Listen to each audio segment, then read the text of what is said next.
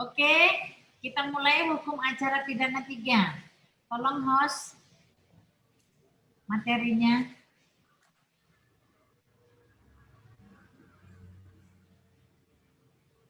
Oke, lanjut. Kita mulai ya. Kalau mempelajari hukum acara pidana 3 ini, kita mulai dari banding. Ya, banding. Oke. Bisa kita lanjut? Ya, oke. Lanjut Bu, lanjut. Ya. Oke, mengenai banding. 1. Banding. Pengertiannya, pemeriksaan banding yaitu pemeriksaan upaya hukum biasa yang dapat diminta oleh terdakwa atau penuntut umum terhadap putusan pengadilan tingkat pertama yang bertujuan untuk memperbaiki kekeliruan dan kesalahan yang dilakukan pengadilan tingkat pertama serta untuk menerapkan keseragaman pelaksanaan penegakan hukum dan undang-undang. Mengenai pengertian banding ini dapat dimengerti kawan-kawan.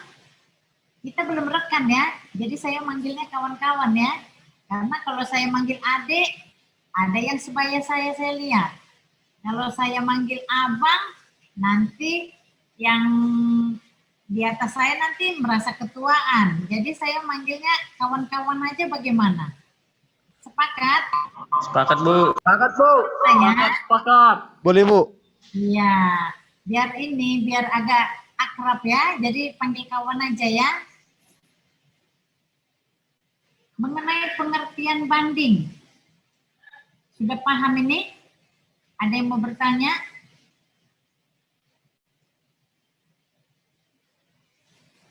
Oke, kita lanjut.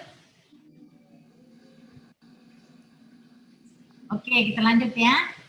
B. Alasan dan akibat serta wewenang banding. 1. Alasan permintaan banding. Pemohon tidak setuju dan keberatan atas putusan pengadilan tingkat pertama. Oke, ini bisa dipahami. Pemohon tidak setuju. Oke. Jadi keberatan, dia tidak puas dia dengan putusan di tingkat pertama. Tingkat pertama itu pengadilan negeri ya. Jadi pemohon tidak setuju dan keberatan atas putusan pengadilan tingkat pertama. Oke. Kemudian alasan keberatan atau ketidaksetujuan itu dapat dikemukakan secara umum, secara terperinci, dan dapat ditujukan terhadap hal tertentu. Ini bisa dimengerti nih, alasan keberatan atau ketidaksetujuan. Dapatlah ya, dimengerti ya. Oke, kita lanjut. 2. Akibat permintaan banding. Akibatnya ya, putusan menjadi mentah. Maksudnya putusan menjadi mentah ini, putusan di tingkat pertama atau putusan di tingkat pengadilan negeri menjadi mentah. Jadi nanti di tingkat banding akan diperiksa ulang oleh para majelis hakim ya. Segala sesuatu menjadi tanggung jawab yuridis pengadilan tinggi. Jadi diambil alih oleh majelis pengadilan tinggi. Jadi diperiksa ulang ya maksudnya ya. Kemudian putusan yang dibanding tidak mempunyai daya eksekusi. Oke, putusan yang dibanding tidak mempunyai daya eksekusi karena masih ada nanti tingkat kasasi. Jadi di tingkat banding ini tidak mempunyai daya eksekusi. Oke, akibat permintaan banding ada yang mau bertanya? Tidak ya, lanjut ya. Yang ketiga, wewenang tingkat banding. Pengadilan tingkat banding berwenang. 1. Memeriksa serta meninjau seluruh pemeriksaan dan putusan pengadilan tingkat pertama. Ya, cukup jelas ya. Jadi meninjau seluruh pemeriksaan dan putusan pengadilan tingkat pertama. Kedua, memeriksa ulang perkara secara keseluruhan. tadi juga sudah saya sebutkan, memeriksa ulang ya. Oke. Wewenang tingkat banding, ada yang mau bertanya?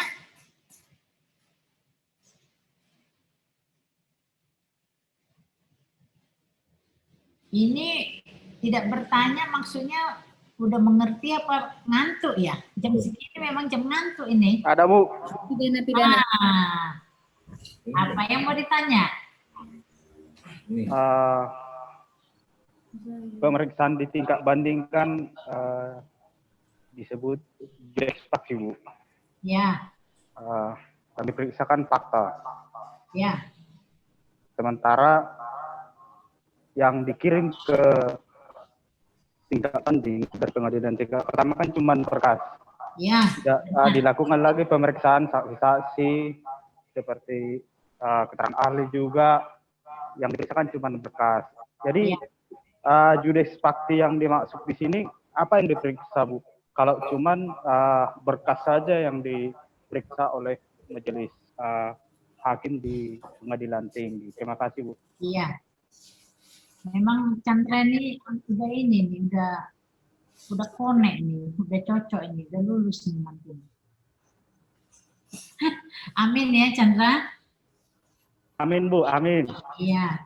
Jadi di tingkat banding ini sebenarnya banyak orang Halo. tanya. Salah. Halo, siapa itu? Ada suara masuk itu? Oke. Banyak orang bertanya-tanya. Untuk apa? Atau fungsinya apa itu untuk tingkat banding ini, pengadilan tinggi ini? Jadi seolah-olah fungsinya tidak ada ya. Karena di tingkat pertama apabila keberatan, ya sebenarnya berkas yang di tingkat pertama itu ya diperiksa ulang. Jadi hal-hal misalnya di pertimbangan hakim di tingkat pertama itu yang diperiksa ulang sama hakim pengadilan tingkat banding. Jadi di sini memang ya berkas-berkasnya aja memang yang diperiksa, tidak ada untuk penambahan saksi-saksi, untuk penambahan ahli, tidak ada, hanya berupa kertas-kertas saja. Namun di tingkat banding, majelis tingkat banding ini, para judek faksi ini bisa melihat apabila ada kejanggalan.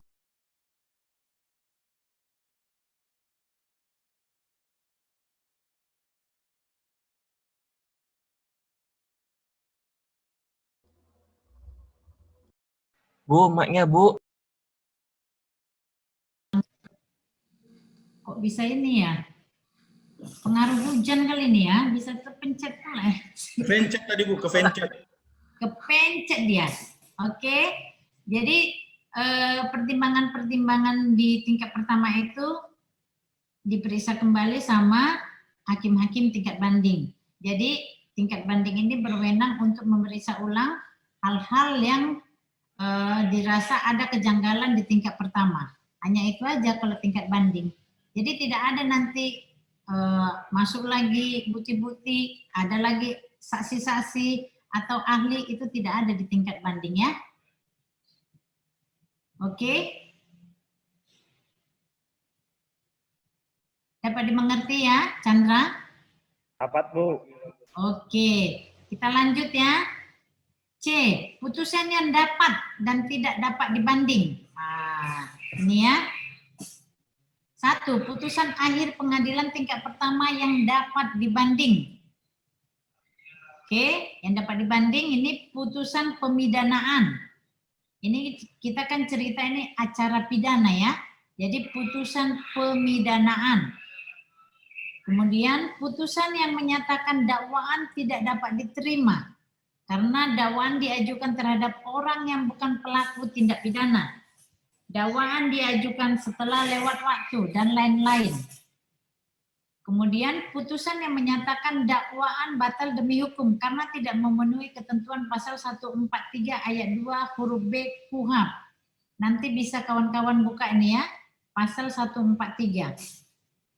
Kemudian putusan perampasan kemerdekaan dalam acara cepat.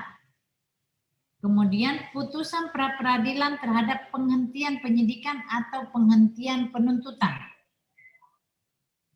Putusan akhir pengadilan tingkat pertama yang dapat dibanding ini, ada yang mau bertanya?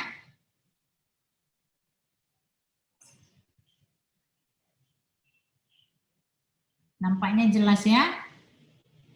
Oke, kita lanjut. Putusan pengadilan tingkat pertama yang tidak dapat dibanding. Nanti baca pasal 67 KUHP. KUHP ya, bukan KUH pidana. Ini pasal 67 acara pidananya yang dibuka ya, bukan KUHP. Yaitu putusan bebas, prispra. Ya, putusan bebas. Pasal 191 ayat 1 KUHP. Kemudian putusan lepas dari segala tuntutan hukum. Onslah, panreh vervolging. Kemudian putusan acara cepat seperti kasus Tipiring. Tipiring ini tindak pidana ringan ya. Pelanggaran lalu lintas kecuali ada pidana perampasan kemerdekaan. Oke. Ini putusan tingkat pertama tidak dapat dibanding ini. Udah mengerti ini jenis-jenisnya ya. Jadi nanti kalau ujian, ada nih soal-soal ini. Setiap ujian ada nih soalnya. Putusan pengadilan tingkat pertama yang tak dapat dibanding. Nanti A, B, C, D, A. Nanti pilih, nanti diselipkan nanti putusan pidana atau perdata atau putusan perceraian. Nah, jadi kadang-kadang rancu menjebak kita. Tapi inilah jenis-jenis putusan pengadilan tingkat pertama yang tak dapat dibanding. Ada 3 ya, ada 3 macam ini. Ada yang mau bertanya nih mengenai putusan tak dapat dibanding? Berarti putusan yang tidak dapat dibanding ini, Bu, apakah berhenti pada pengadilan tingkat pertama atau bisa diajukan kasasi, Bu? Oh, Chandra ini udah praktek ini Chandra ini kulihat ini. Ya. Jadi ini misalnya ya kan, putusan bebas. Nah, kalau perkara di pengadilan negeri ada putusan bebas pidana, nah itu jaksanya JPU-nya nih udah khawatir dia nih. Waduh, kalau bebas, ini sering ini kalau ada putusan bebas perkara pidana, kadang-kadang hakimnya jaksanya nih ditegur ini sama atasannya. Kenapa ini bisa bebas? Nah, dia dipanggil ini. Kenapa dia bisa bebas ini? Si JPU yang sidang-sidang ini ditegur. Apa kesalahan mereka? Pasti ada yang silap ini. Kenapa bisa bebas? Atau di pasalnya tidak duduk, atau di acaranya, acara pidananya tidak jelas. Nah, ini bisa mengakibatkan putusan bebas. Dan jadi kalau putusan bebas, ini kan tidak bisa dibanding. Ya. Jadi JPU ini langsung dia nanti mengajukan kasasi. Jadi ini pun ada nanti ujiannya nih. Kalau putusan bebas, prispra, ya, apa upaya hukum yang dilakukan oleh JPU? Nanti ada pilihannya itu, dibuat nanti banding, ada pilihan ya, ada banding, ada kasasi, ada PK. Nah, jadi kalian nanti pilih yang kasasi, langsung kasasi deh ya, tidak melalui banding. Oke? Chandra ini apa ini? Saya suka nih Chandra ini, cepat dia. Udah mengerti ya? Yang lain juga, cuman yang lain malu-malu gitu loh. Sebenarnya pintar juga kayak Chandra. Tapi malu-malu. Bu, izin bertanya, Bu. Oke, Peter. Ya, Bu, Peter, Bu. Iya. Ya, Bu. Kan gini, Bu, misalnya ada satu perkara, Bu, ya. Ya. Dan terdakwanya ada 3 orang, Bu, ya. Oke. Dan ketika putusan dibacakan, ada salah satu terdakwa ya Bu ya yang menyatakan banding. Sedangkan terdakwa yang dua yang lain itu menyatakan menerima putusan Bu. Nah, Oke. bagaimana pertanyaannya Bu, bagaimana status hukum kedua terdakwa tersebut? Apakah putusan yang berlaku bagi mereka putusan banding atau pengadilan negeri Bu? Terima kasih Bu. Nah, ini pun Peter ini ganteng-ganteng, pintar juga, ya kan, Peter? Terima kasih Bu. Ya, iya. Jadi yang dua itu berlaku yang di tingkat pertama, kan dia tidak banding, berarti dia tidak keberatan, dia menerima putusan di tingkat pertama. Jadi misalnya dia diputus, dihukum dia 1 tahun penjara, dia terima. Kalau dia tidak banding berarti dia menerima. Jadi yang berlaku bagi yang tidak banding itu berlaku putusan yang di tingkat pengadilan negeri. Jadi kalau yang banding dia tidak terima, ya dia tidak terima berarti nanti hasil dari putusan pengadilan tinggi nanti yang berlaku kepadanya. Jadi kalau di tingkat pengadilan tinggi dia tidak terima juga, nah putusan pengadilan tinggi tidak berlaku juga buat dia. Ya kalau dia kasasi, ya sudah dimengerti Peter? Sudah Bu, terima kasih ya Bu. Sama-sama Peter. Oke, kita lanjut ya. D. Penolakan dan penerimaan banding. Permintaan banding diajukan ke pengadilan tinggi, baik oleh terdakwa atau penuntut umum melalui panitera pengadilan negeri yang memutus perkara pidana tersebut. Kita menganggap ini sepele ya. Permintaan banding diajukan ke pengadilan tinggi, baik oleh terdakwa atau penuntut umum melalui panitera pengadilan negeri. Semua melalui panitera pengadilan negeri. Jadi ini pun ada soal nih nanti keluar ini. Terkadang menjebak kita loh. Kenapa saya mengatakan terjebak? Kita membayangkan ini kan perkara tingkat banding. Kenapa kembali lagi ke pengadilan negeri? Jangan terkecoh nanti ya kalau ada soal ya. Karena kalau permintaan banding atau permintaan kasasi, permintaan peninjauan kembali tetap kembali melalui panitera pengadilan negeri. Ya, panitera pengadilan asal, kita sebutkan aja asal. Asal mula perkara itu muncul di pengadilan mana? Dapat dipahami nih? Semuanya tetap melalui panitera pengadilan negeri asal. Dapat ya dipahami nih ya? Berarti Bu, baik banding, kasasi, memorinya diminta ke PN Bu ya? Iya, tetap melalui pengadilan negeri. Ya, asal ya, pengadilan di mana asal mulanya perkara itu dimulai. Kembali lagi ya ke pengadilan negeri semula. Dapat dipahami? Oke. Penolakan permintaan banding. Pasal 233 ayat 2 KUHP. Panitera, tanda kutip ini ya, panitera dilarang menerima permintaan banding yang tidak memenuhi syarat yang ditentukan undang-undang. Nah, ini ada permintaan banding yang tidak memenuhi syarat yang ditentukan undang-undang. Ada beberapa permintaan banding yang tidak memenuhi syarat yang ditentukan undang-undang, yaitu diajukan terhadap putusan yang tidak dapat dibanding. Seperti yang tadi ya, seperti putusan bebas tadi tidak dapat banding. Nah, ada 3 ini tadi ya, ada putusan lepas dari segala konsela, terus putusan acara cepat ya, yang tipiring itu tidak dapat dibanding. Terkadang ada juga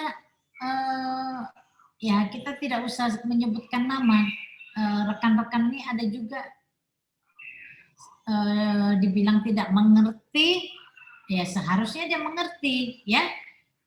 Perkara yang tidak bisa dibanding dia banding.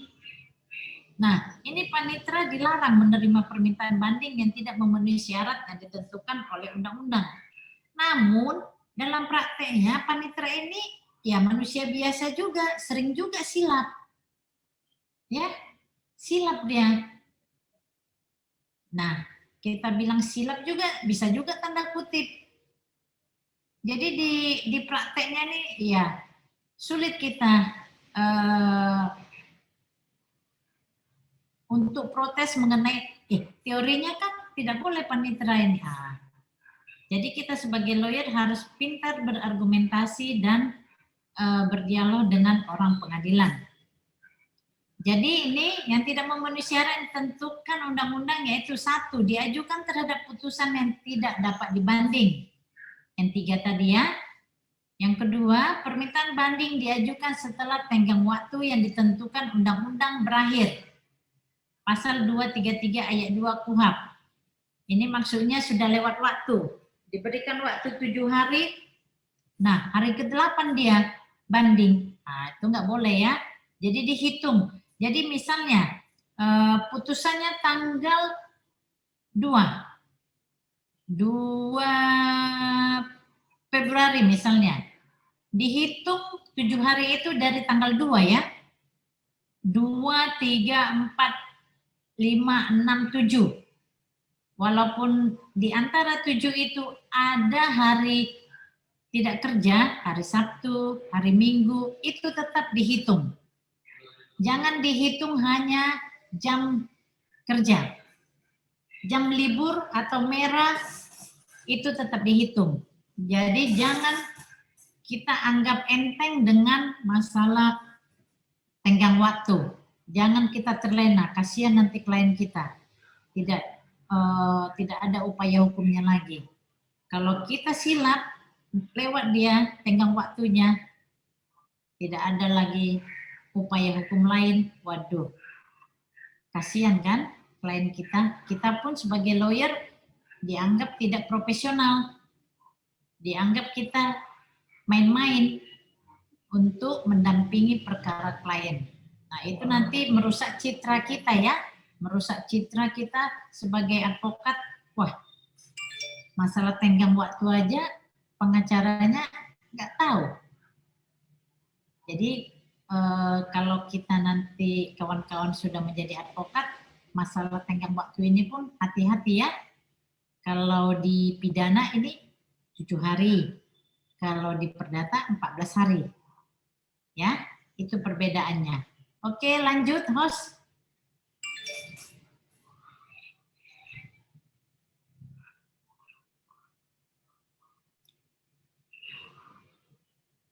Oke, nah saya tadi udah menyebutkan ya 7 ini.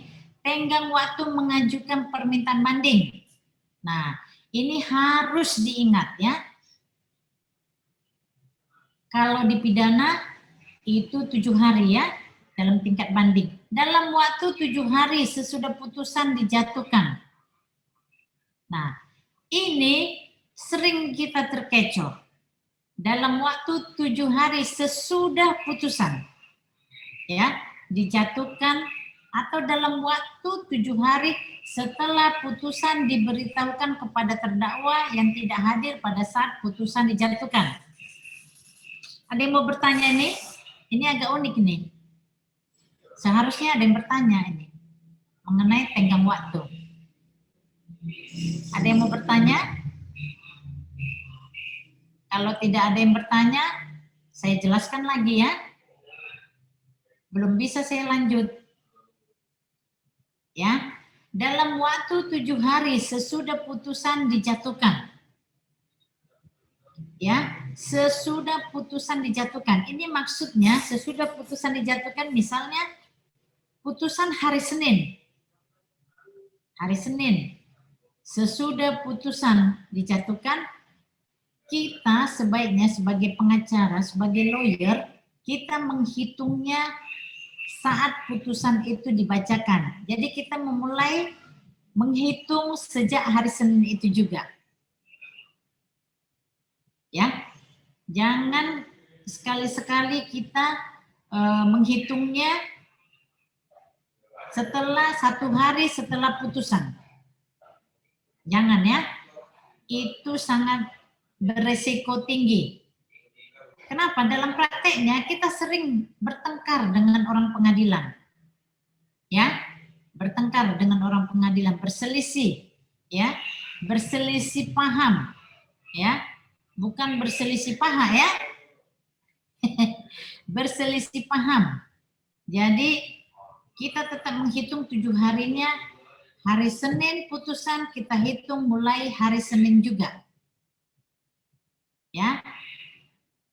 Lalu dalam waktu 7 hari setelah putusan diberitahukan kepada terdakwa yang tidak hadir pada saat putusan dijatuhkan.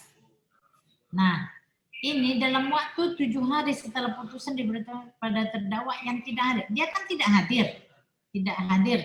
Jadi nanti ada relas pemberitahuan putusan kepada terdakwa.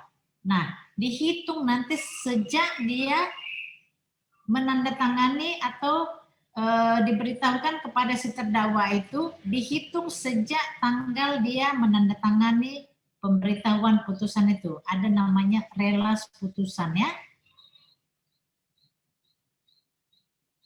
Oke, dapat dimengerti nih kawan-kawan? Dapat ya? Kita lanjut ya. Penerimaan permintaan banding. Permohonan banding memenuhi syarat undang-undang. Di antaranya, 1. Diajukan di Kepanitraan Pengadilan Negeri yang memutus perkara tersebut. Ya, tadi juga sudah saya tekankan, kembali ke Pengadilan Negeri asal, di mana perkara tersebut bermula. Ya. Jadi penerimaan permintaan banding kembali ke Pengadilan Negeri asal. Yang kedua, permohonan banding diajukan terhadap putusan yang dapat dibanding. Jangan terhadap putusan yang 3 tadi. Ya, udah tahu ya jenis-jenisnya tadi ya. Prisma, Osla, Tipiring yang gitu ya. Itu tidak dapat diajukan banding. Diajukan dalam tenggang waktu yang ditentukan. Tenggang waktu yang ditentukan 7 hari. Jangan lewat. Oke. Dapat dimengerti nih kawan-kawan? Penerimaan permintaan banding. Dapat ya?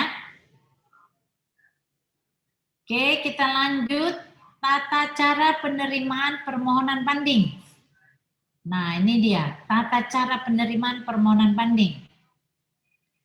Pasal 233 ayat 1 KUHP, permintaan banding dilakukan di hadapan panitera. Ini panitera Pengadilan Negeri asal ya. Tetap kembali ke Pengadilan Negeri asal dengan uraian. A. Akta permintaan banding. Jadi kita kalau banding, kalau kita sebagai seorang advokat, ada nanti menandatangani permintaan banding, akta permintaan banding. Kita sebagai kuasa daripada klien, ada nanti menandatangani akta permintaan banding. Di situ nanti akta permintaan banding itu ada nama pengacaranya, menyebutkan juga jenis perkaranya, nama kliennya, disebutkan nanti di akta permintaan banding tersebut. Lalu akta permintaan banding ditandatangani panitera dan pemohon. Ya, pemohon ini bisa terdakwa langsung, bisa juga advokat. Ya, akta permintaan banding ditandatangani panitera dan pemohon. C. Tembusan akta permintaan banding diberi pada pemohon. Ada tembusannya kepada pemohon atau kepada si terdakwa. Ya, aktanya ada pertinggal untuk pengacara atau kepada pemohon si atau si terdakwa ya. Mengenai tata cara penerimaan permohonan banding, ada yang mau bertanya? Ini administrasinya ya, mengenai administrasi yang ada diberikan oleh pihak pengadilan kepada kita sebagai advokatnya. Oke, lanjut host.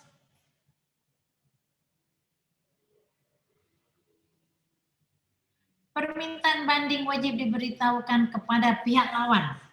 Oke, pihak lawan harus tahu ini. Apabila ada perkaranya dibandingnya, pihak lawan diberitahukan juga oleh pihak panitera pengadilan negeri asal melalui jurusita pengadilan negeri asal. Tenggang waktu pengiriman dan mempelajari berkas. Tenggang waktu pengiriman berkas perkara pasal 236 ayat 1 KUHP 14 hari terhitung sejak permohonan banding diajukan. Ya, pengiriman berkas perkara ada waktunya, tetap semua ada waktu. Pidana ini memang agak lebih cepat perkaranya daripada perkara perdata. 14 hari terhitung sejak permohonan banding diajukan. Berkas perkara yang dikirim meliputi salinan putusan, keseluruhan berkas perkara, surat-surat bukti yang ada, pengiriman berkas tanggung jawab panitera. Ya, maksudnya pengiriman berkas tanggung jawab panitera, ini panitera pengadilan negeri asal juga, di mana perkara bermula. Oke, mengenai tenggang waktu pengiriman berkas cukup jelas lah ya. Ini administrasi dari pengadilan negeri asal. Sudah mengerti ini ya? Nah, kita sebagai advokat atau sebagai pemohon maupun terdakwa diberi kesempatan untuk mempelajari berkas. Ya, mempelajari berkas ini ya kesempatan untuk mempelajari berkas perkara di pengadilan negeri asal di mana perkara bermula. Diberikan kita kesempatan untuk mempelajari berkas, yaitu 7 hari ya, 7 hari sebelum berkas perkara dikirim ke pengadilan tinggi. Nah, kita sebagai seorang advokat kita harus rajin mengecek ke pengadilan sampai di mana berkas itu berada. Ya. Jangan kita anggap ya itu urusan pengadilan, tidak. Kita sebagai seorang advokat diwajibkan juga aktif untuk bertanya ke pihak administrasi pengadilan, udah sampai di mana perkaranya, berkasnya udah sampai di mana, sudah dikirim belum, berkasnya bagaimana. Nah, kita sebagai seorang advokat harus tetap memantau di mana berkas itu berada. Tidak digunakan kesempatan hak mempelajari berkas gugur. Nah, kan pemohon atau advokat atau terdakwa diberi waktu untuk mempelajari berkas 7 hari. Apabila lewat 7 hari tidak digunakan kesempatan, maka hak mempelajari berkas tersebut gugur. Tidak diberikan kesempatan lagi untuk mempelajari berkas. Itu maksudnya ya. Sehingga berkas itu dapat dikirim ke pengadilan tinggi. Oke. Lanjut, host.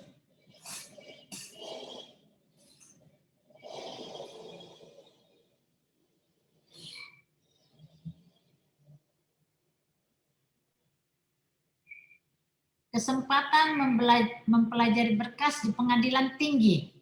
Nah, apabila di pengadilan negeri kita tidak diberikan kesempatan lagi untuk mempelajari berkas, namun di pengadilan tinggi masih diberikan kita kesempatan untuk mempelajari berkas. Jadi di sini masih diperkenankan, tetapi harus melalui permohonan tertulis. Nah, ini memang di teorinya begini ya, tapi agak sulit juga ini kita bermohon secara tertulis. Nah, ini nanti bermohon secara tertulis juga menjawabnya juga udah lewat nanti 7 hari, ya kan? Jadi sebaiknya memang kita mempelajari berkas itu di tingkat pengadilan negeri. Kalau di sini lagi nanti kita menyurati lagi, menunggu jawabannya lagi, ya tetap aja nanti sudah lewat waktu juga ya. Jadi selambat-lambatnya 7 hari sebelum tanggal sidang ditetapkan. Padahal perkara pidana ini putusannya pun cepat dia. Beda dengan perkara perdata. Oke, masalah ini sebaiknya pembacaan berkas di pengadilan negeri asal, namun diberikan kesempatan di pengadilan tinggi. Tapi kita buat surat permohonan. Kapan dijawab surat permohonannya juga ya, walau alam ya. Sulit kita menjangkaunya. Oke. F, memori banding dan kontra memori banding. Ya. Yang menyerahkan memori banding atau kontra memori banding terdakwa atau kuasanya dan penuntut umum. Ya. Jadi apabila si terdakwa tidak puas, dia dapat mengajukan banding. Si JPU-nya pun bisa mengajukan memori banding. Sama-sama mengajukan memori banding bisa dalam satu perkara. Si terdakwa atau melalui kuasanya banding. Si JPU langsung banding bisa juga dalam satu case. Ingat itu ya. Ada juga nanti jenis soal yang begitu ya. Apakah bisa bersamaan mengajukan banding terdakwa atau kuasanya atau JPU? Jadi nanti jawab dapat bersama-sama mengajukan banding. Oke. Mengenai ini, menyerahkan memori banding ini, ada yang mau bertanya? Dari saya, Bu. Ya. Apa itu? Soal apanya ini, Bu? Memori banding dan kontra memori banding. Artinya, bisa Kak, jeda waktunya ini gimana, Bu? Maksudnya, memori banding dulu Kak ada, baru langsung ada kontra memori banding? Ya. Atau kedua-duanya, memori banding, langsung kontra memori banding, bersama-sama? Oh. Kemudian biayanya, Bu? Ada nggak diatur? Soal biaya ada nggak diatur, Bu? Biaya. Oke. Mengenai memori banding, harus memori banding dulu. Jadi kan judulnya kan memori banding. Jadi kalau tidak ada memori bandingnya, bagaimana kita membuat kontra memori banding? Jadi dalam perkara banding ini tidak diwajibkan juga membuat memori banding. Misalnya, si terdakwa melalui kuasanya mengajukan banding, namun dia tidak memasukkan memori banding. Apabila dia tidak memasukkan memori banding, apa yang mau di kontra memori banding oleh JPU? Tidak ada kan? Begitu juga apabila JPU mengajukan banding, namun dia tidak memasukkan memori banding. Kalau dia tidak memasukkan memori banding, apa yang mau dikontra memori banding oleh terdakwa atau kuasanya? Jadi tetap harus ada memori banding baru membuat kontra memori banding. Dapat dipahami? Waktunya sendiri, Bu, ada nggak batasannya, Bu? Katakan sudah ada memori banding. Ya, tetap disebutkan itu 7 hari juga. Ya, kalau perkara pidana ini tidak bisa lama-lama. Ya, tidak bisa lama-lama. Jadi kita sebagai pengacara harus tetap fokus, tetap mengecek udah sampai di mana perkara tersebut. Jangan terlena. Ya. Oke. Penyerahan memori banding dan kontra memori banding dapat diserahkan kepada pengadilan tinggi melalui pengadilan negeri. Tetap melalui pengadilan negeri ya. Penyerahan memori banding. Ya. Tetap ke pengadilan negeri asal.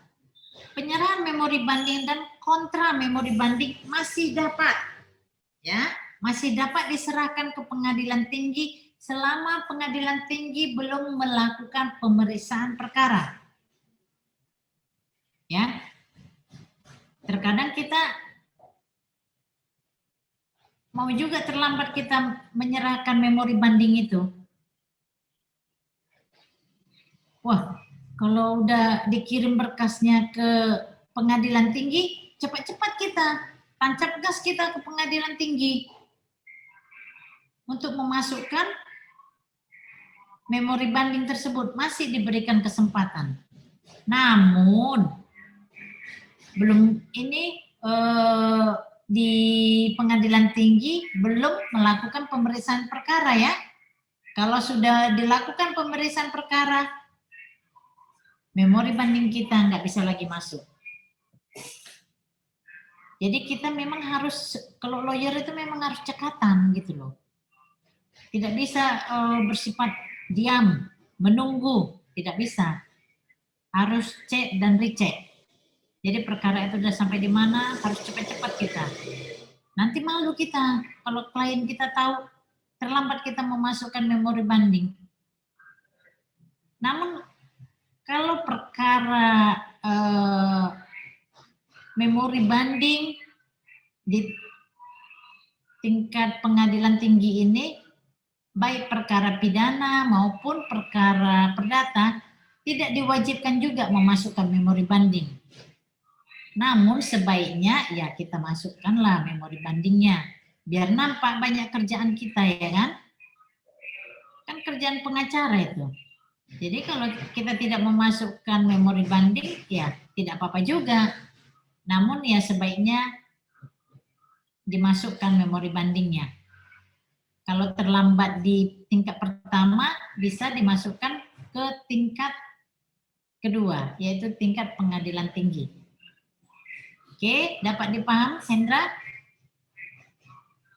Oke. Balik lagi host, sedikit lagi tuh tadi host.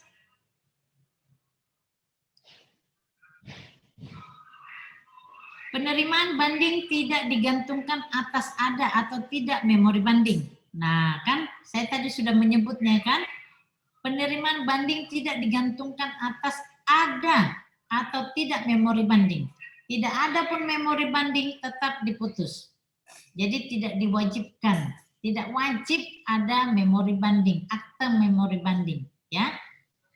Jadi tanpa memori banding perkara tetap diperiksa ulang secara keseluruhan. Diperiksa ulang ya, itu wewenang daripada judefaksi pengadilan tinggi.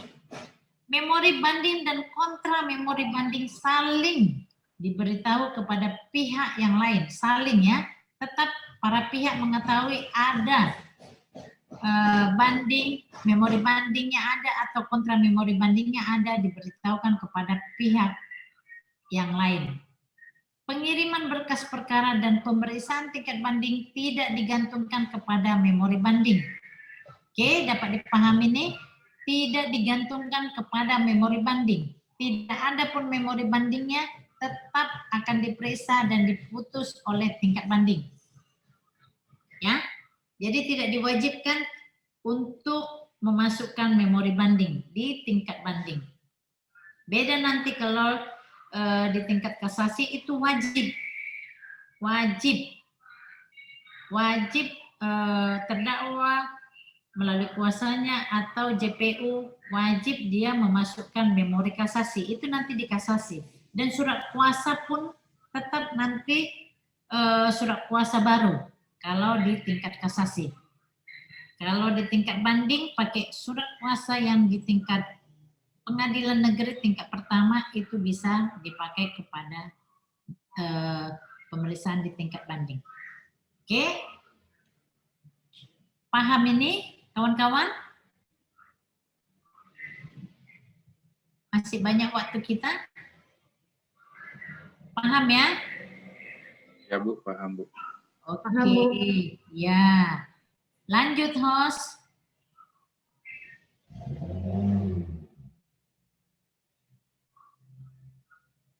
G. Pencabutan banding dan pemohon meninggal. Oke. Pencabutan banding diperkenankan selama perkara belum diputus. Ya. Perkara belum diputus diperkenankan mencabut. Ada itu perkara diputus, terkadang rekan-rekan ini dia cabut perkara. Jadi kadang-kadang kita ya sesama rekan suka jadi ini lucu gitu loh. Perkara udah diputus kok dicabut gitu loh. Jadi kadang hakimnya juga ya mau gitu, hakimnya jadi kesal gitu loh. Ya. Seharusnya ya sebelum diputus. Memang pernah kita temui di pengadilan. Misalnya putusannya hari Selasa. Setelah putusan dibacakan oleh majelis hakim, angkat tangan kuasa hukumnya. Jadi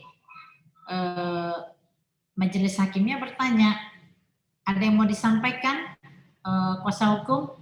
Ya Pak, saya mau mencabut perkara ini katanya. Wah, itu sungguh aneh ya. Jadi kita sebagai seorang pengacara, kita harus tahu hal-hal yang seperti itu di praktek. Itu kan di praktek itu.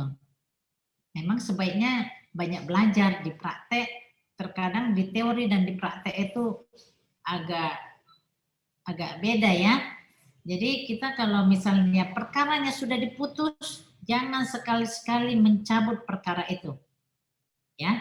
Jadi sebelum diputus bisa kita cabut. Jangan kita sebagai pengacara nanti diketahui ya. Terkadang klien itu ada juga yang rajin sekali untuk mengetahui bagaimana persidangan tersebut. Kalau kita mendapatkan klien jenis yang seperti itu, hati-hatilah kita. Bagaimana kita bertindak, nanti kita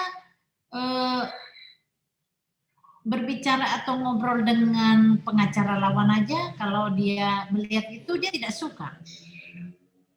Padahal kita kan rekan dengan pengacara lawan. Nah, itu sikap kita harus jaga ya. Tetap harus kita jaga.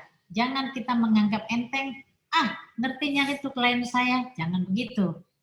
Tetap kita jaga apabila klien kita selalu hadir di persidangan, dia ikut memantau, kita harus jaga sikap dan tingkah laku kita. Jadi jangan terlalu akrab juga kita dengan pengacara lawan. Kalau si klien tetap memantau perkara tersebut, itu sangat beresiko. Nanti belum selesai persidangannya, dia curiga pada kita, nanti dicabut nanti kuasanya. Kan sayang. Dan kita pun malu ya. Itu sikap di persidangan. Oke. Pencabutan permintaan banding dilakukan di Kepaniteraan Pengadilan Negeri. Lahir akta pencabutan banding dan selanjutnya dikirim ke Pengadilan Tinggi. Oke, kembali lagi ke Paniteraan Pengadilan Negeri. Ya, pengadilan asal, kembali lagi ke sana. Pencabutan banding dan selanjutnya dikirim ke Pengadilan Tinggi. Nanti panitera Pengadilan Negeri asal yang bekerja nanti yang mengirim ke Pengadilan Tinggi untuk memberitahukan ada pencabutan perkara. Dan ingat, perkara itu belum diputus ya. Kalau sudah diputus, tidak ada gunanya. Nanti kita jadi bahan tertawaan. Perkara sudah diputus, kok dicabut? Malu kita nanti ya. Karena kita sudah mengikuti pendidikan advokat, ya hal-hal yang seperti itu jangan pernah terjadi apabila nanti kawan-kawan praktek ya. itu sebenarnya hal yang sepele tapi sangat memalukan. Jadi terkadang ini agak bercurhat sedikit, nggak apa-apa ya kawan-kawan. Ya, terkadang saya kebetulan kan pengurus juga di Pradi kita yang Jalan Serokan ya, yang ada gedungnya itu. Jadi terkadang kawan-kawan ini apabila dalam praktek ada kesalahan, ya seperti yang tadi melakukan pencabutan perkara, setelah diputus itu kadang-kadang sampai ke kita itu sangat memalukan. Nah, kadang-kadang kalau saya mengikuti persidangan di pengadilan, saya mengikuti itu kan sekalian menunggu perkara kita. Jadi kita antri, kita duduk di ruangan persidangan.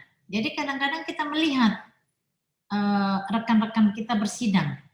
Jadi kalau ada rekan-rekan kita, terutama yang pradi kita melakukan kesalahan, ya kita sebagai pengurus rasanya malu gitu loh.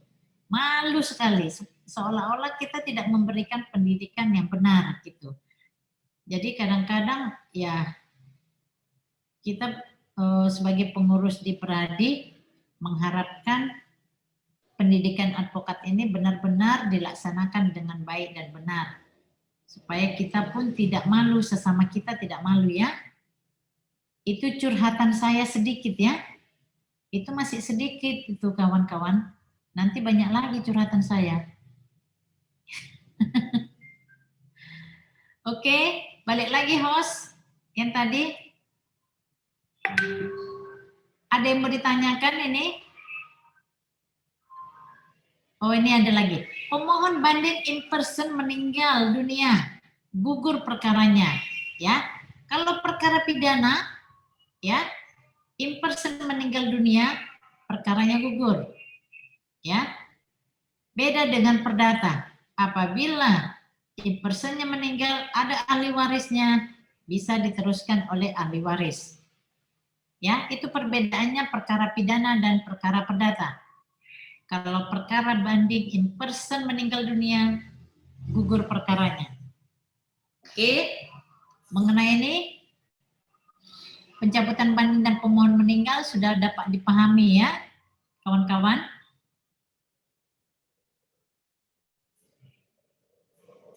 Oke, kita lanjut pemeriksaan tingkat banding.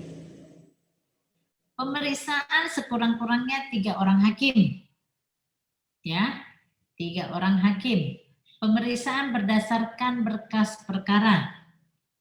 Pengadilan tinggi jika dianggap perlu masih dapat mendengar keterangan terdakwa, CPU, saksi atau ahli. Ya. Jika dianggap perlu. Ini digarisbawahi, jika dianggap perlu. Ya. Pengadilan tinggi dapat memerintahkan pemeriksaan tambahan kepada pengadilan negeri dengan alasan-alasan. Misalnya, terdapat kelalaian atau kekeliruan dalam penerapan hukum acara. Ada yang kurang lengkap. Pengadilan tinggi dapat memerintahkan ya, dapat memerintah pemeriksaan tambahan.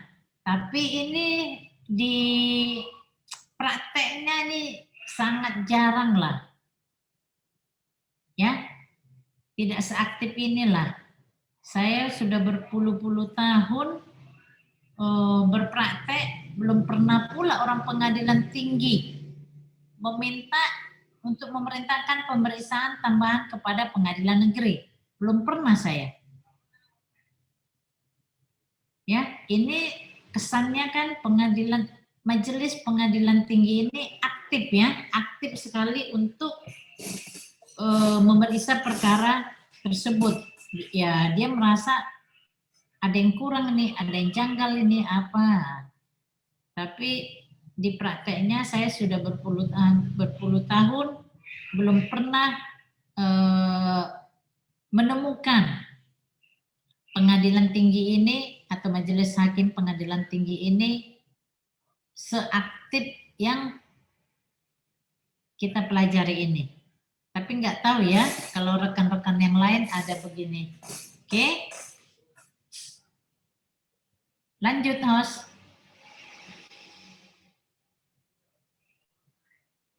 Putusan tingkat banding. Ya, jenis-jenis putusan tingkat banding. 1. Menguatkan putusan pengadilan negeri. Ya, menguatkan.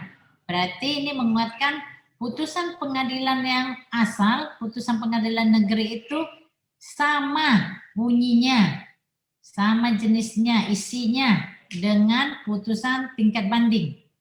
Jadi dia hanya menguatkan saja. Isinya sama ya. Yang kedua, mengubah atau memperbaiki amar putusan pengadilan negeri.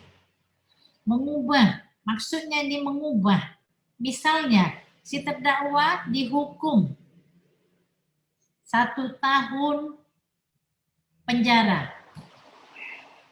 Mengubah atau memperbaiki amar putusan pengadilan negeri di tingkat banding bisa dirubah menjadi 6 bulan atau malah tambah. Ya, yang tadinya 1 tahun bisa jadi 1 tahun 6 bulan. Ya, itu maksudnya. Mengubah atau memperbaiki amar putusan pengadilan negeri. Oke. Atau yang ketiga, membatalkan putusan pengadilan negeri. Nah, ini membatalkan putusan pengadilan negeri. Misalnya, di tingkat pengadilan negeri dia dihukum penjara 6 bulan. Nah, tingkat banding merasa tidak cocok ini, ya dia bebaskan bisa, ya, bisa begitu. Oke, mengenai putusan tingkat banding, ada yang tidak paham, kawan-kawan?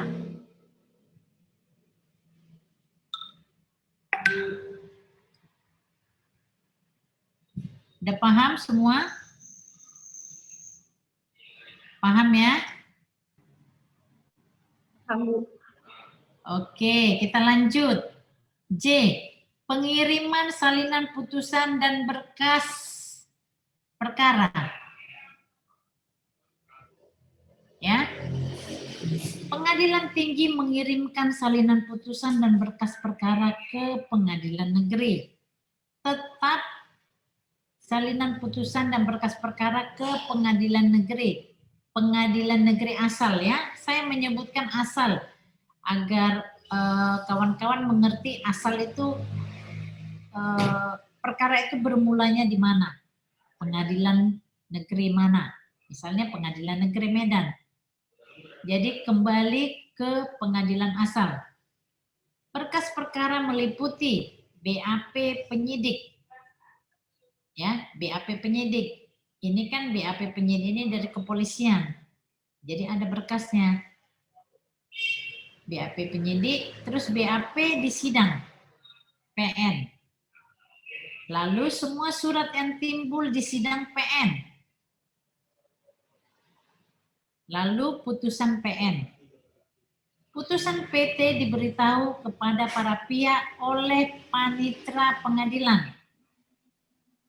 Ya. Putusan PT diberitahu kepada para pihak oleh pengadilan negeri asal. Nanti melalui jurusita ya, panitera memerintahkan jurusita untuk memberitahukan pemberitahuan putusan pengadilan tinggi tersebut. Oke, dapat dipahami nih ya kawan-kawan mengenai banding ini? Dapat ya? Oke, lanjut, host. Tanya Bu, tanya Ya, dulu. Pak. Iya Pak Siregar. Ya, Pak Siregar ya. Iya. Ya. Bu, setelah putusan tingkat banding, berapa hari untuk supaya putusan itu inkrah? Terima kasih. Oke. Sejak kita menandatangani relas pemberitahuan putusan. Nah, ini kan di tingkat banding ini kan kita tidak hadir. Ya, dalam persidangan tersebut. Ya. kita tidak hadir ke pengadilan tinggi tersebut. Kita tidak hadir, jadi kita diberitahukan. Nah, ini kan putusan PT diberitahukan kepada para pihak oleh Panitera Pengadilan Negeri. Nah, di situ Panitera Pengadilan Negeri memerintahkan jurusita untuk memberitahukan kepada si terdakwa atau kuasanya. Ya, kuasanya misalnya kita sebagai pengacaranya. Diberikan kepada kita relas pemberitahuan putusan. Oke? Ya. Jadi apabila kita telah menandatangani perkara pemberitahuan putusan tersebut, relas pemberitahuan putusan tersebut dihitung sejak tanggal, ya, dihitung, jangan berspekulasi, dihitung setelah. Misalnya tanggal 5, kita tanda tangani 5 Februari. Ya, 5 Februari 2020 misalnya, kita tanda tangani relas pemberitahuan putusan. Kita hitung mulai dari tanggal 5 Februari. Jangan berspekulasi menghitungnya dari tanggal 6 Februari. Dihitung 7 hari ya Pak? 7 hari udah. Iya Pak, iya. Setelah Jadi, itu tidak ada gugatan lagi atau banding lagi, berarti sudah inkrah gitu. iya, iya Oh, iya. Pak, iya. Iya, terima kasih. Oke Pak. Saya kok panggil Bapak sama Pak Regar ya?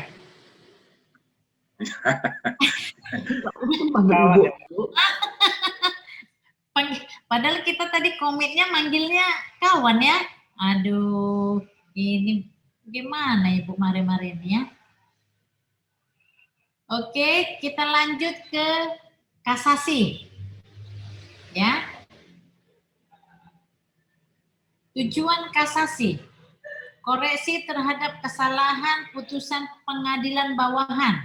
Maksudnya ini putusan pengadilan bawahan ini ya yang sebelumnya ya di tingkat banding. Jadi menciptakan dan membentuk hukum baru. Nah, ini beda lagi nih. Pengawasan terciptanya keseragaman penerapan hukum. Ya. Jadi di tingkat kasasi mengenai penerapan hukumnya. Apa yang sesuai dengan penerapan hukumnya. Oke. Itu bedanya kasasi, banding, dan gugatan awal. Oke. B. Putusan yang dapat dikasasi.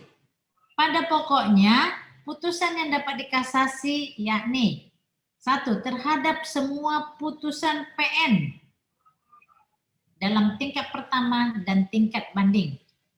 Nah, kalau di kasasi ini semua putusan PN dalam tingkat pertama dan tingkat banding. Beda tadi dengan di tingkat banding atau tingkat pengadilan tinggi. Tidak semua putusan dapat diterima.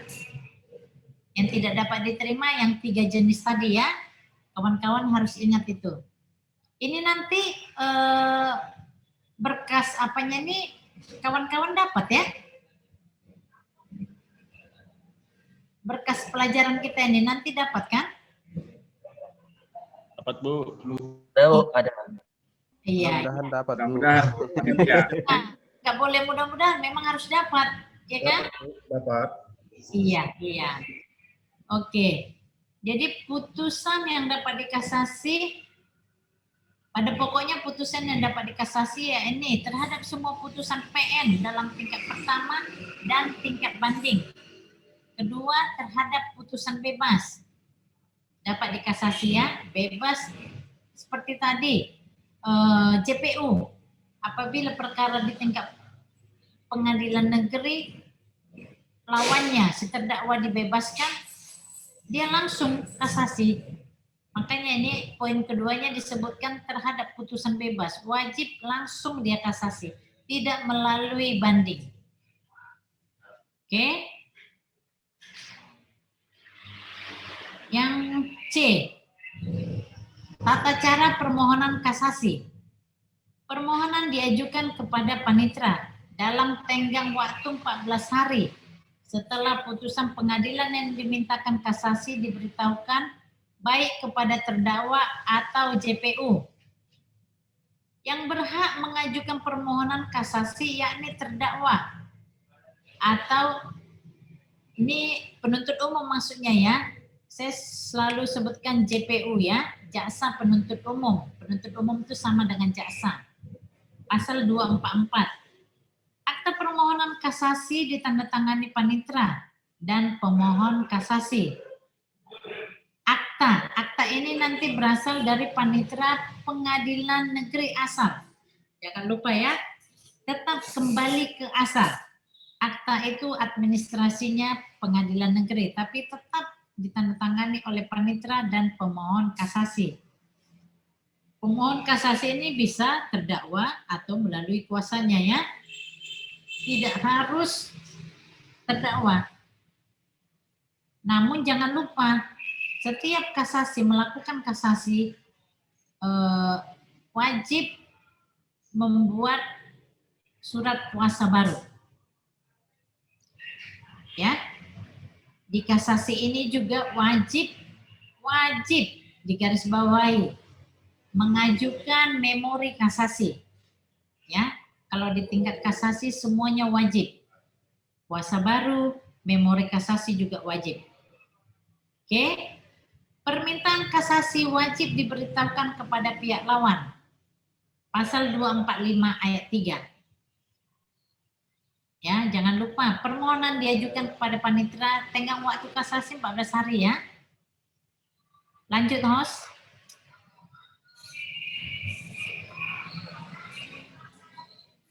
Oke. Kepada pemohon diberi tanda terima penyerahan memori kasasi. Nanti ada nomor registernya. Kita menyerahkan memori kasasi, dicap sama pengadilan negeri, petugas pengadilan negeri, ada nomor registernya, ya. Kita sudah menyerahkan memori kasasi. Pihak lawan dapat mengajukan kontra. Nah, apabila ada memori, tentu ada kontra. Nah, di kasasi ini wajib kita menyerahkan memori kasasi. Tentu lawan harus mengajukan kontra memori kasasi dalam tenggang waktu selambatnya 14 hari setelah diterimanya memori kasasi. Maksudnya, diterimanya memori kasasi ini ada lagi.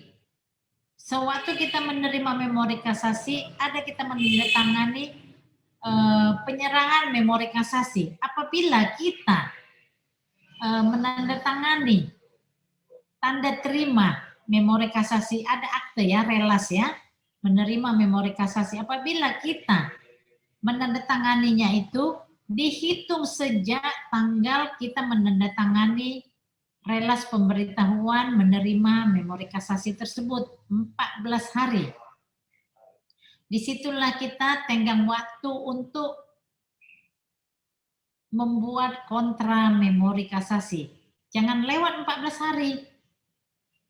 Kontra memori kasasi tersebut kita serahkan kembali ke pengadilan negeri asal. Misalnya pengadilan negeri Medan. Walaupun itu nanti berkas perkaranya itu diperiksa oleh Hakim Agung di Jakarta ya. Semua berkas-berkas kembali ke pengadilan negeri asal. Oke? Kedua belah pihak berhak mengajukan tambahan memori kasasi. Nah, mengajukan tambahan memori kasasi dan kontra memori kasasi ini masih diberikan kita hak. Namun, ya, jangan lewat waktu. Tetap juga dihitung waktu. Mengajukan tambahan memori kasasi ya. Oke. Setelah semua lengkap berkas perkara kasasi dikirim ke Mahkamah Agung oleh pengadilan negeri. Ya. Yang melakukan pengiriman perkara kasasi adalah pengadilan negeri asal. Misalnya pengadilan negeri Medan. Ya, administrasinya tetap pengadilan negeri. Pencabutan kasasi diperkenankan. Nah, ini dia. Seperti yang tadi ya, pencabutan kasasi diperkenankan baik sebelum berkas dikirim ke Mahkamah Agung atau sebelum perkara diperiksa Mahkamah Agung atau setelah perkara mulai diperiksa Mahkamah Agung, asal jangan setelah putusan Mahkamah Agung. Ini agak beda sedikit ya. Kalau di tingkat banding, kalau perkara tersebut sudah diperiksa, tidak bisa lagi cabut. Ya, kalau di tingkat banding. Kalau di tingkat kasasi, perkara sedang dalam pemeriksaan namun belum diputus, itu masih bisa dicabut perkaranya. Ini agak beda ya. Jadi nanti kalau ada soal kita harus jeli memahami soal tersebut. Oke. Mengenai ini ada kawan-kawan yang mau bertanya? Ibu, saya izin Bu, ada pertanyaan tapi tentang banding tadi Bu, mungkin nggak apa-apa Bu kalau udah kelewat. Nggak apa-apa. Apa Ini itu, Bu, Surya? mohon dikoreksi kalau salah. Tadi kalau yang in personnya meninggal dunia tidak bisa mengajukan permohonan banding ya Bu? In personnya, kalau di pidana. Ya, Putus. tidak pidana. Iya, putus. Kalau misalnya yang meninggal itu JPU-nya bagaimana Bu? Apakah si terdakwa tetap bisa mengajukan banding? Kalau JPU itu kan instansi ya. Itu kalau misalnya kalau satu case, satu perkara, JPU-nya itu biasanya dibuat cadangan 3 orang. Oh iya. Untuk bersidang. Jadi kalau meninggal karena COVID maksudnya Surya ya? Ya kan? Karena ya. Kan orang meninggal sudah tiba-tiba Surya, ya kan? Jadi kalau meninggal yang sering sidang itu bisa digantikan oleh kawannya yang 2 tadi. Biasanya dibuat cadangan 3 orang mereka. Oke, begitu. Makasih Bu. Oke, Baik Surya. Ibu, Oke. saya Azwir Ibu. Oh ya, Pak Azwir. Ini pengalaman Ibu. Apakah saat posisi putusan banding Ya, oleh JPU dan kuasa hukum terdakwa ya. lazim atau ada atau memang tidak sama sekali, artinya dua-duanya menyatakan kasasi? Itu yang pertama. Bila memang itu ada, bagaimana dengan posisi oleh JPU atau kuasa terdakwa mengajukan memori kasasi? Aspek yang lain, bagaimana dengan posisi saat putusan bebas pada tingkat pengadilan pertama? Artinya juga di sana oleh JPU langsung menyatakan kasasi ke MA, kemudian diberitahukan kepada terdakwa oleh PN telah mengajukan kasasi. Itu memang di sana jelas oleh kuasa atau terdakwa akan mempersiapkan kontra memori kasasi dengan dalil-dalil dan semuanya yang memungkinkan untuk menguatkan dia sebagai posisi kasasi. Nah, artinya pengalaman-pengalaman ini berkenan Ibu bisa saling sharing ke kami yang masih sangat jauh ini. Terima kasih. Iya, terima kasih Pak Azwir. Jadi apabila perkara tersebut bebas, memang JPU langsung itu mengajukan kasasi. Karena kalau perkara bebas ini itu sangat-sangat mengerikan buat JPU. Berarti di dakwaannya itu kemungkinan ada kesalahan. Dalam persidangannya mungkin ada kesalahan. Sehingga apabila perkara tersebut mereka hadapi di tingkat pertama si terdakwa itu bebas, itu sangat-sangat mengerikan buat mereka. Berarti mereka dianggap JPU yang tidak profesional. Ada sesuatu yang janggal dan dia akan diperiksa itu. Biasanya diperiksa dan zaman-zaman dulunya langsung ya orang bilang nggak tahu ya, sering bilang ya nanti itu dikirim itu nanti jaksanya itu ke Nias katanya. Kenapa harus ke Nias ya? Kenapa nggak ke Lagu Bote atau ke Tarutung ya kan? Ya, jadi kalau misalnya JPU ada yang berbuat kesalahan ya biasanya dikirim ke daerah yang lebih terpencil dari misalnya perkara tersebut di Pengadilan Negeri Medan. Itu sangat menjadi momok buat mereka. Maka di dalam setiap persidangan mereka selalu berusaha agar perkara tersebut jangan pernah putusnya bebas. Begitu Pak Aswir. Kita kalau sebagai lawyer, pengacara mengharapkan perkara kita ya maunya semua putus bebas.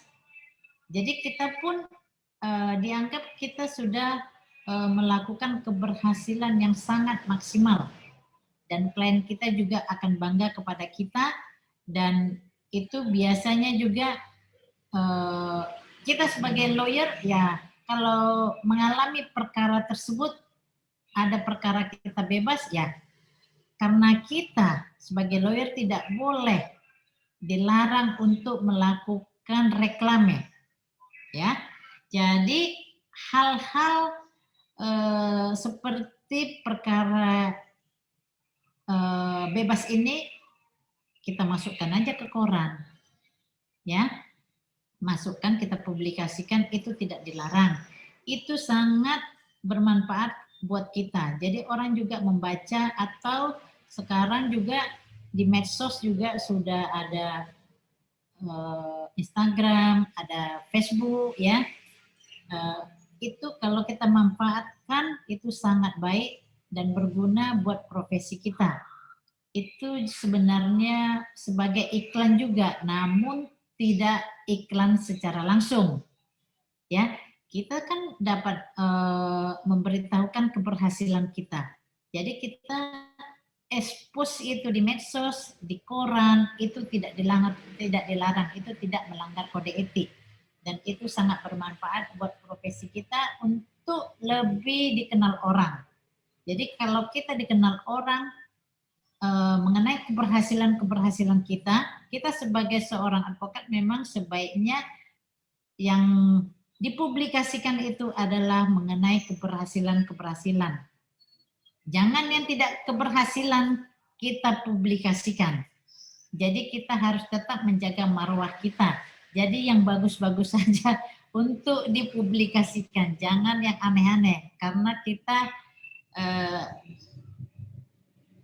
adalah seorang yang officium nobil, ya.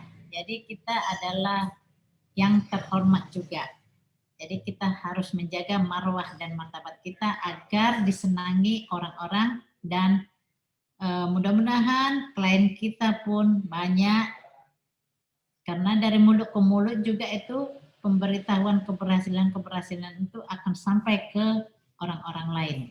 Jadi terkadang ini kembali lagi nanti jadi seperti teknik wawancara dengan klien. Jadi ada hubungan jadinya ini. Jadi sebagai lawyer dilarang untuk membuat iklan-iklan. Jadi mengenai keberhasilan kita expose di medsos itu tidak dilarang. Oke Pak Aswir? Halo, izin Bu bertanya. Oke, ya Sofyan. Ya, dalam kaitan banding kira-kira ketika misalkan kita pada posisi yang diuntungkan misalkan dalam putusan pengadilan. Nah, kemudian kita melakukan ya pendekatan lah kepada jaksa untuk dia tidak melakukan banding, itu kira-kira bagaimana? Oh, dalam prakteknya, ya kan, sampai bungkuk pun kita melakukan pendekatan kepada jaksa ini, tetap yang di otaknya juga yang dilaksanakannya. Udah ngerti, Sofyan? Berarti, tetapi itu tidak melanggar norma kan? Artinya lakukan ya memohon lah supaya JPU tidak melakukan banding lah kan gitu. Jadi Ya, putusannya apa-apa. supaya sesuai dengan putusan hakim kan gitu. Iya, tidak apa-apa. Kan nggak apa-apa kita bilang, Pak Jaksa, enggak usah banding, kasihanlah klien kami Pak Jaksa. Nanti kena hukum pula, padahal di sini nggak dihukum Pak Jaksa. Nggak apa-apa ngomong begitu. Mana tahu kan JPU-nya adik orang tua atau saudara apa kan bisa. Tapi kan tetap juga itu satu tim, Sofyan. Tidak bisa dia memutuskan sendiri, Sofyan. Baik. Iya, tetap juga dia ada atasan. Tetap dia lapor ke atasan. Begitu, Sofyan ya? Baik, Bu. Oke. Ada lagi yang mau bertanya? Izin Bu, Iya. Anto Bu, Siapa? Anto Oh, Simajuntak Bu. Iya, Anto. Tadi berhubung dengan pertanyaan kawan kita Bapak Ajur Bu, Iya. tentang putusan bebas gitu Bu. Nah, di pasal 97 ini kan jelas nih Bu, seorang berhak memperoleh rehab apabila oleh pengadilan putus bebas ataupun diputus lepas, kan begitu Bu. Ya. Nah, untuk melaksanakan rehab ini seperti apa Bu kalau di pengadilan gitu? Oh, kalau rehab ini maksudnya untuk memperbaiki nama baiknya. Seperti Kan apa Bu? cemar ya. Itu biasanya si pelapor itu disuruh meminta maaf di koran. Rehab, memperbaiki nama baiknya, meminta maaf. Jadi biasanya itu koran-koran nasional atau koran lokal. Ada juga misalnya setiap hari terbit koran tersebut dia minta. Jadi itu rehab itu macam-macam ya. Tergantung permintaan di perkara tersebut.